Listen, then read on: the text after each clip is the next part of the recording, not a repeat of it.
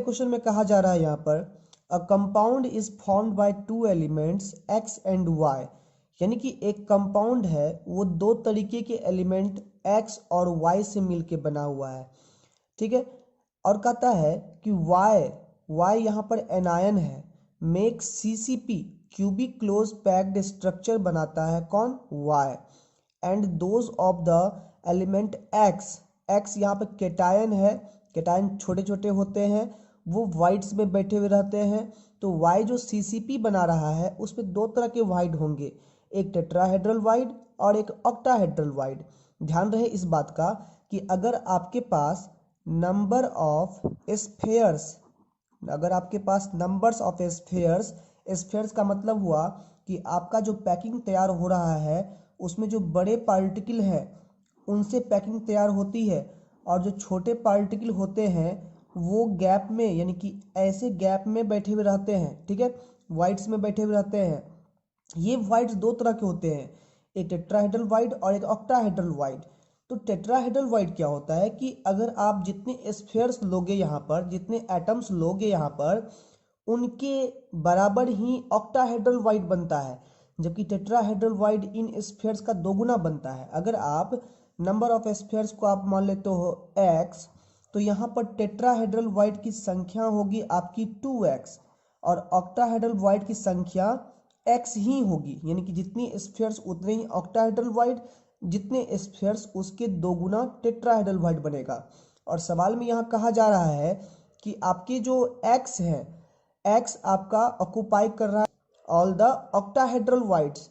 तब कहता है what is the formula of the compound. जब भी फॉर्मूला बनता है कंपाउंड का तो वो शॉर्टेस्ट फॉर्मूला होता है, दैट मीन्स एम्पिरिकल फॉर्मूला होता है, यानी कि आपके जो रेशियोज आएंगे एलिमेंट्स के उन सबको काट करके सॉल्व करके जो रिजल्टेंट रेशियो आएगा, स्मॉलेस्ट रेशियो, वही हमारा मॉलिक्यूलर फॉर्मूला बनेगा। तो ध्यान दें, जो आपके स्फेयर्स हैं जो कि क्लोज पैक्ड स्ट्रक्चर बना रहे हैं उसकी संख्या को हम x मान लेते हैं, यानी कि let be the number of y is x।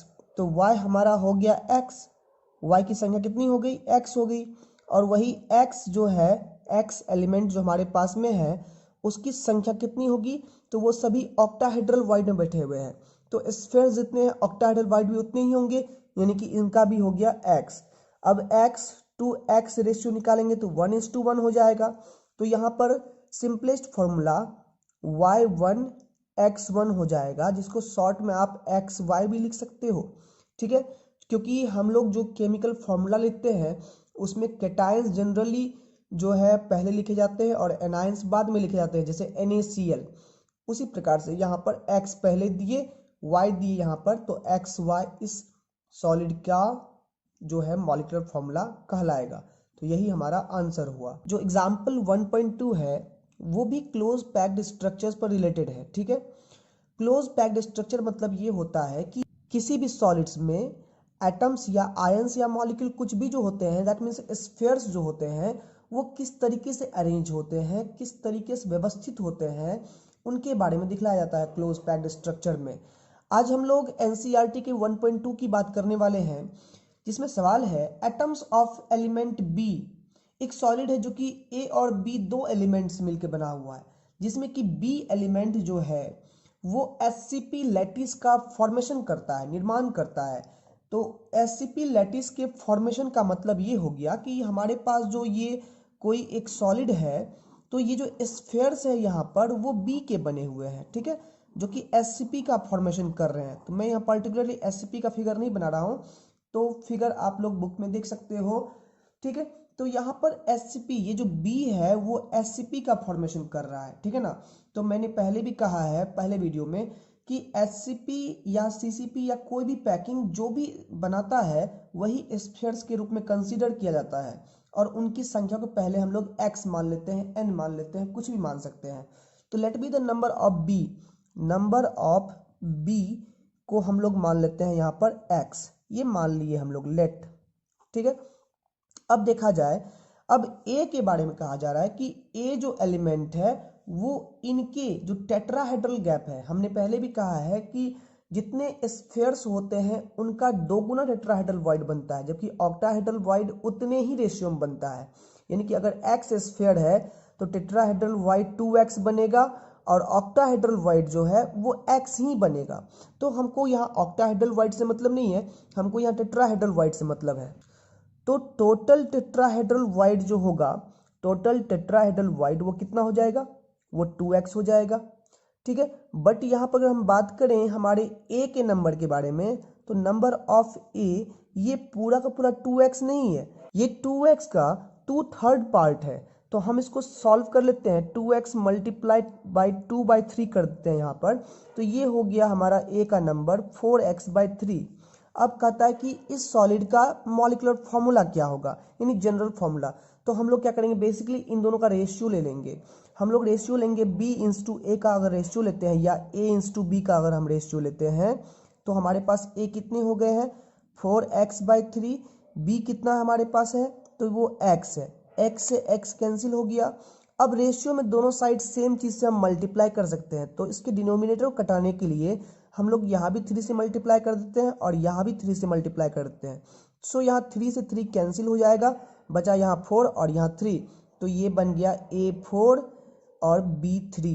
तो this molecular formula is A4B3 is correct for this crystal, यानी कि इस सॉलिड के लिए A4B3 फॉर्मूला जो है वो करेक्ट है। सॉलिड स्टेट चैप्टर के NCERT के एग्जाम्पल 1.3 को, जिसमें कि क्वेश्चन कहता है an element has a body centred cubic यानी BCC structure with a cell edge of 288 picometre.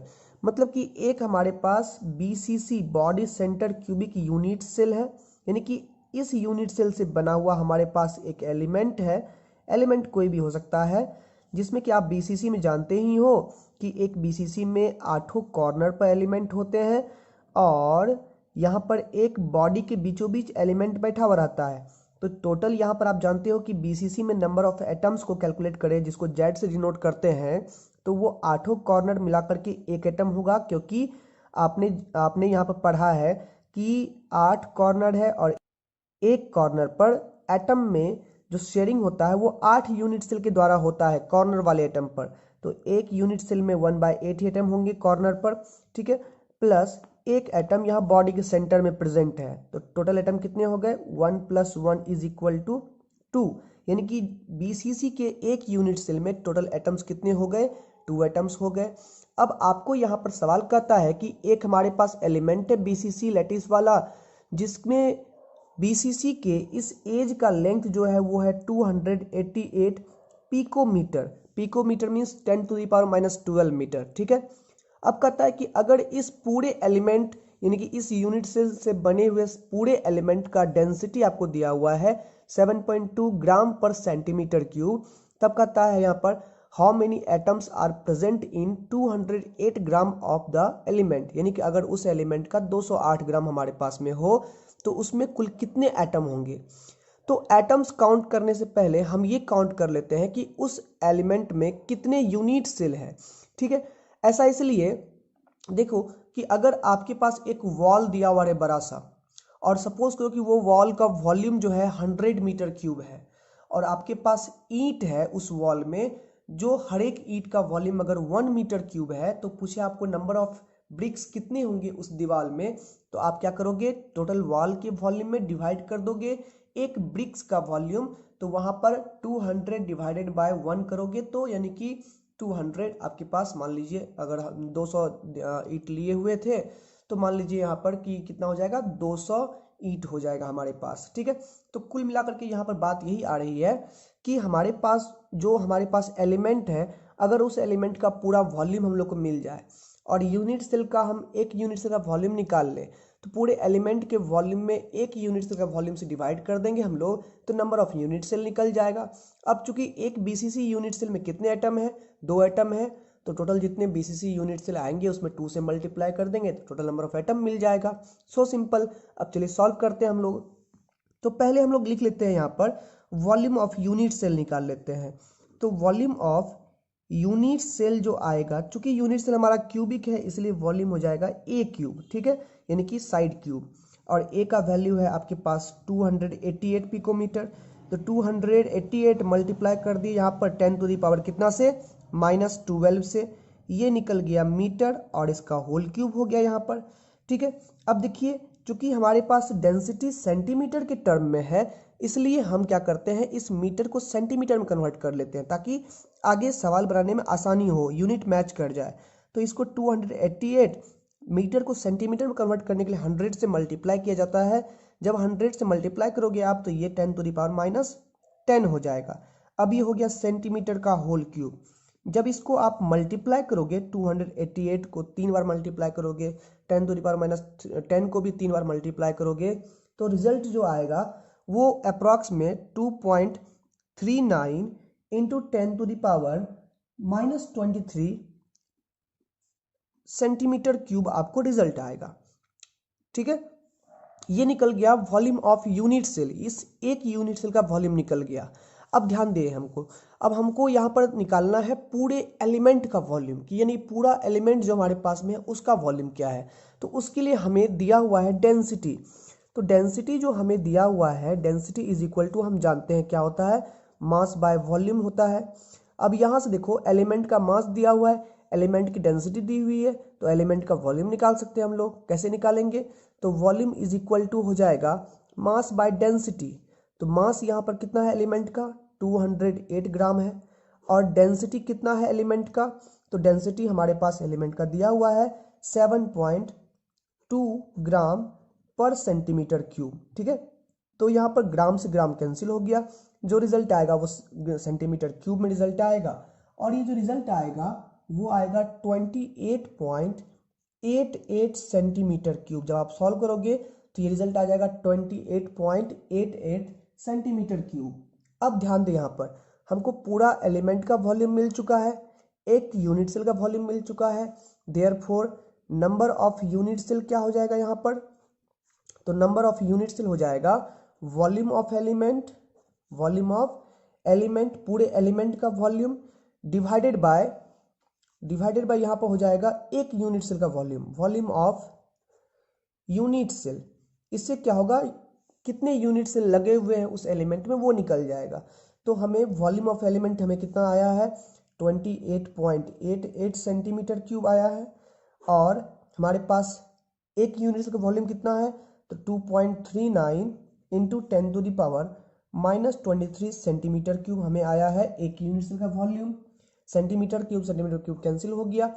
इसको सॉल्व करने के बाद रिजल्ट यहाँ पर आएगा 12.08 into 10 to the power 23 unit cell. ठीक है, सॉल्व कर लिए तो इतना यूनिट सेल हमें रिजल्ट में आ गया। अब ध्यान दें कि हमारे पास इतने यूनिट सेल आ गए, यानी इतने body centre cubic unit cell आ गए।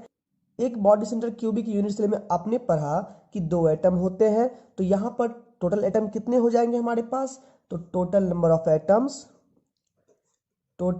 Of atoms is equal to कितने हो जाएंगे, तो ये हो जाएंगे हमारे पास 2 multiplied by 12.08 into 10 to the power 23। तो ये रिजल्ट में आ जाएगा 24.08 इंटू 10 टू द पावर 23।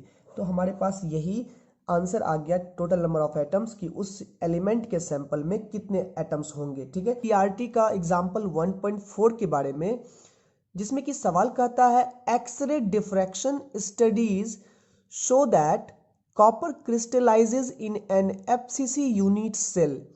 यानी कि कोई भी सॉलिड का जब इंटरमॉलिक्यूलर स्ट्रक्चर देखना होता है तो उसमें एक्सरे डिफ्रैक्शन का यूज किया जाता है, जिसके बारे में सॉलिड स्टेट में आपने सीखा ही होगा या फिर सीखोगे। ठीक है, तो उसका भी हम लिंक डिस्क्रिप्शन में डाल देंगे, आप देख सकते हो वहां पर।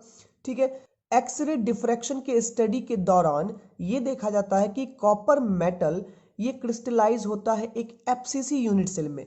एफसीसी की क्या खासियत होती है, तो एफसीसी में यूनिट सेल के सभी कॉर्नर्स पर भी एटम होते हैं।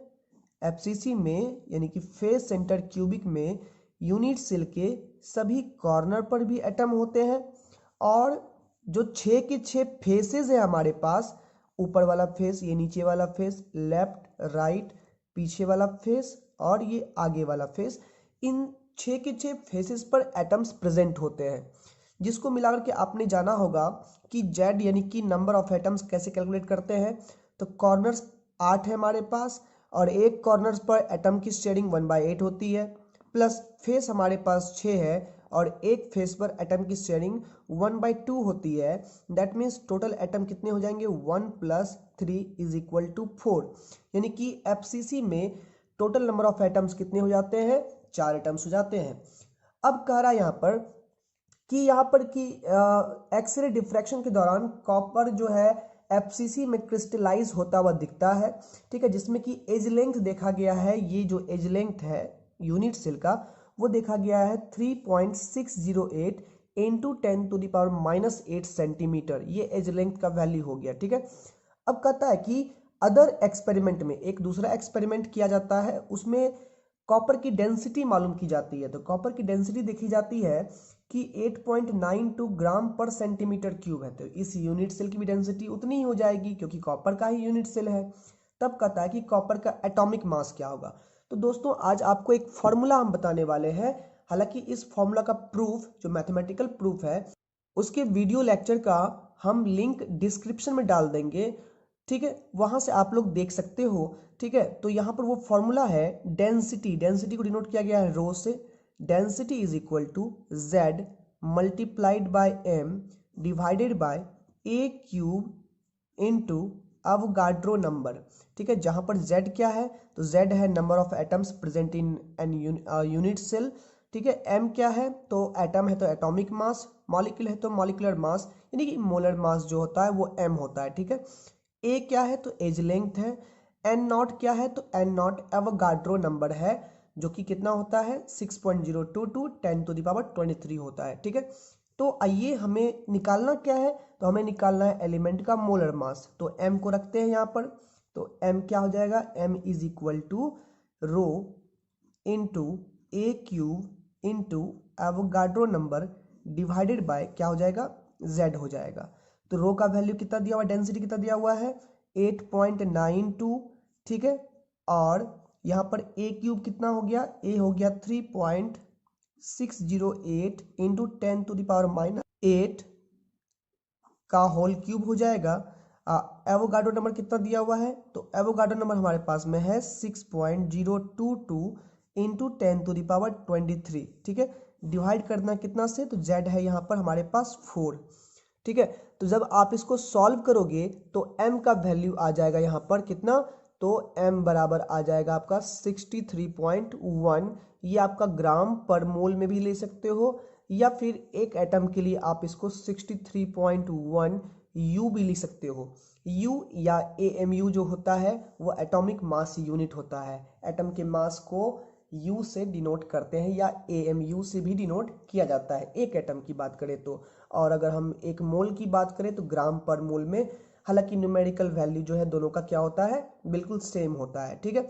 तो आपको आई होप अगर ये फॉर्मूला मालूम होगा तो थोड़ी सी कैलकुलेशन करनी पड़ेगी और गुना भाग करने के बाद आप लोग के सामने में रिजल्ट बड़ी आसानी से आ जाएगा, ठीक है। तो आपको आई होप ये वीडियो समझ में आया होगा। NCERT केमिस्ट्री के क्लास 12th के एग्जाम्पल नंबर 1.5 के बारे में, जिसमें क्वेश्चन कहता है silver forms CCP lattice. CCP का मतलब होता है cubic close packing. Cubic close packing जो है ये क्लोज पैक्ड स्ट्रक्चर में आप इसके बारे में पढ़ सकते हो, जिसका लिंक हम डिस्क्रिप्शन में डाल देंगे, ठीक है। जिसमें कि क्यूबिक क्लोज पैकिंग में जो यूनिट सेल निकलता है वो फेस सेंटर्ड क्यूबिक निकलता है। क्यूबिक क्लोज पैकिंग प्यारे बच्चों 3 तरह के होते हैं, simple cubic, body centre cubic और फेस सेंटर क्यूबिक। तो CCP पैकिंग में जो यूनिट सेल निकलता है वो फेस सेंटर क्यूबिक होता है। अब फेस सेंटर क्यूबिक की बात जैसे आ गई तो यहाँ पर number of atoms per unit cell जिसको Z से इंडिकेट किए हुए हैं उसका वैल्यू 4 हो गया, क्योंकि आपने पिछले वीडियो में पढ़ा था कि फेस सेंटर क्यूबिक में 8 कॉर्नर पे एटम होते हैं जिनके टुकड़े मिलकर के एक एटम बनते हैं, और 6 फेसेस पे एटम होते हैं जिनके टुकड़े मिलकर के 3 एटम बनते हैं। तो 3 1 4 एटम यहाँ टोटल FCC लैटिस में बन जाता है। तो यहाँ CCP का अर्थ FCC से ही है। अब देखिए यहाँ पर कहता है सिल्वर जो है सीसीपी लैटिस बनाता है। ठीक है, सिल्वर का सिंबल आप जानते ही हो Ag होता है, सिल्वर होता है Ag। ठीक है, जिसका मोलर मास दिया हुआ है 107.9 AMU या U, या इसी को हम लोग ग्राम पर मोल में इंडिकेट कर सकते हैं। ठीक है, तो यहाँ पर सिल्वर का मोलर मास हमें पता चल गया। ठीक है, अब देखिए यहाँ पर कह रहा है कि एक्सरे स्टडी के दौरान ये देखा जाता है कि इनका जो यूनिट सेल है एफसीसी यूनिट सेल, इस यूनिट सेल का एज लेंथ यानी कि ए का वैल्यू ये हमें दिया हुआ है 408.6 पिकोमीटर।